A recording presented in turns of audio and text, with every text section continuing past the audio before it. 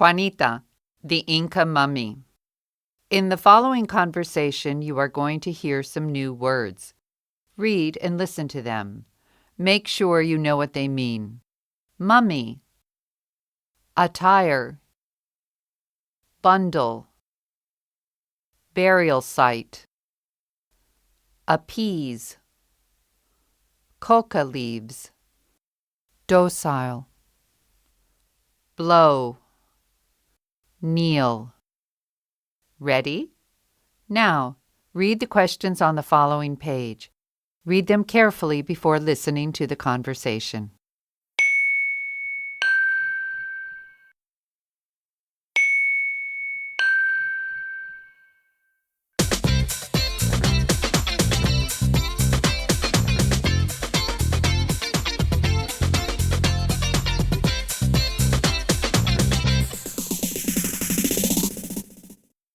Popularly known as Mummy Juanita, the finding of a young Inca girl sacrificed more than 600 years ago made headlines.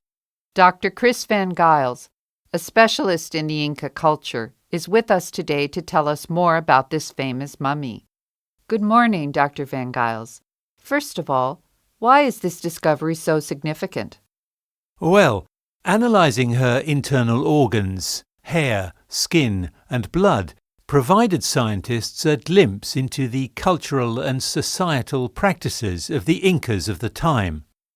It's not the mummy itself, but what we can learn from it. I see. But let's start at the beginning. Who was Juanita? Juanita was a young girl. She was probably between 12 to 14 years old. She seemed to be in excellent health. Biopsies of bone, muscle, and other tissues confirmed that the girl had enjoyed good nutrition and had healthy, mature bones. The mummy was found wearing clothes resembling those of Cusco's elite of the nobility.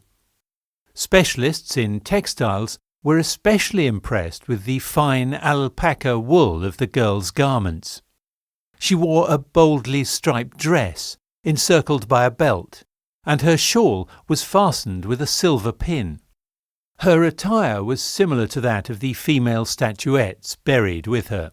Are you suggesting that Juanita was no ordinary girl? Probably not. Her attire, along with the geographical location of the sacrifice, suggest to archaeologists that the young girl was part of Cusco's nobility. Furthermore, by analysing her hair, scientists were able to determine that she ate maize and animal meat prior to the sacrifice, both of which were part of the diet of the elite. Interesting. Tell us a bit about the discovery. She was found near Arequipa in Peru, right? Exactly. In September 1995, American anthropologist Johann Reinhardt climbed the volcano Mount Ampato in Arequipa, located at about 6,300 meters above sea level.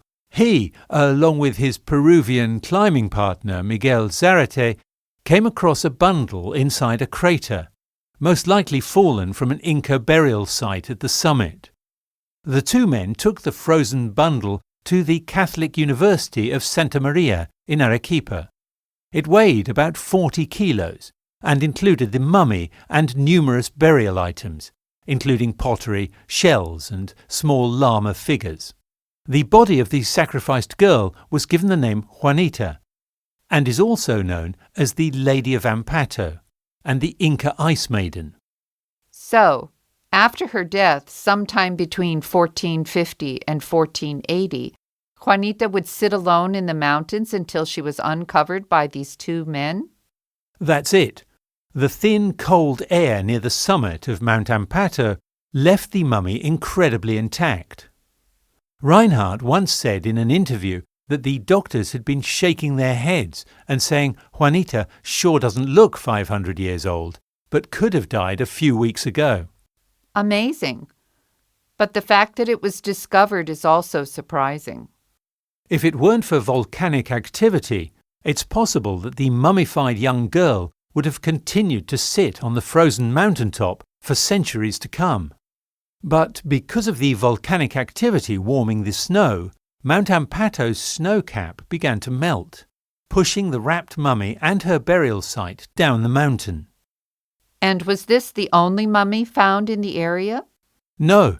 In fact, Reinhardt returned to the mountain a month later and found 2 more mummified children, this time a boy and a girl. It's believed these may have been companion sacrifices to the more important sacrifice of Juanita. This is corroborated by a Spanish soldier who witnessed similar sacrifices in 1551 and wrote about them. Okay, so tell us about these sacrifices. These sacrifices among the Inca that involved the deaths of children were known as capacocha. Capacocha can be translated as royal obligation, and it was the Incas' attempt at ensuring that the best and healthiest among them was sacrificed to appease the gods, often as a way to stop a natural disaster like an earthquake, or simply to ensure a healthy harvest. This sacrificial rite was also performed to celebrate events such as battle victories, or the death or birth of Inca royalty. Considering that Juanita's body was discovered atop Ampato, a volcano in the Andes, her sacrifice very likely played into the Incas' mountain worship. What did scientists discover about her death? How did she die?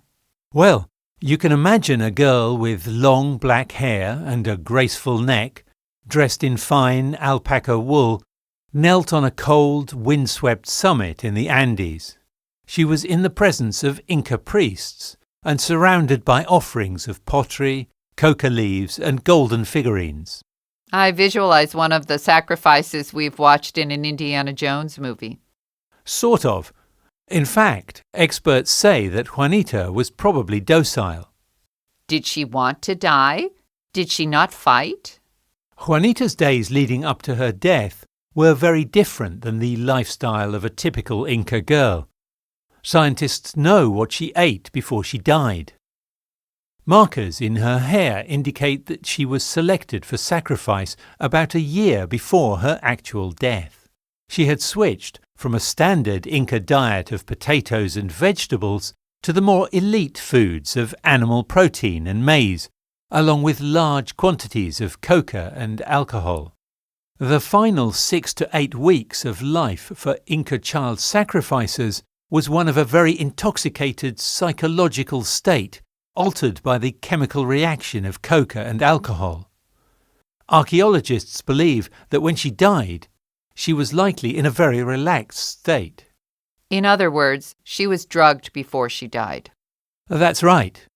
Radiologist Elliot Fishman discovered that Juanita's death was brought about by a massive hemorrhage from a blow to the head.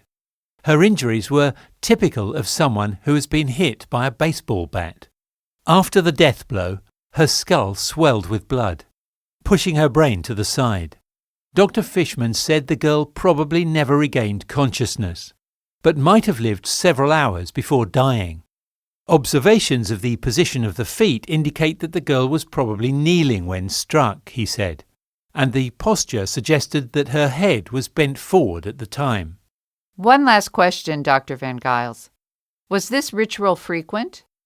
Juanita wasn't the only child sacrificed, was she? All in all, experts estimate that there may be hundreds of Inca children mummified in the mountain peaks of the Andes, still waiting to be discovered. Dr. Van Giles, thank you for joining us today.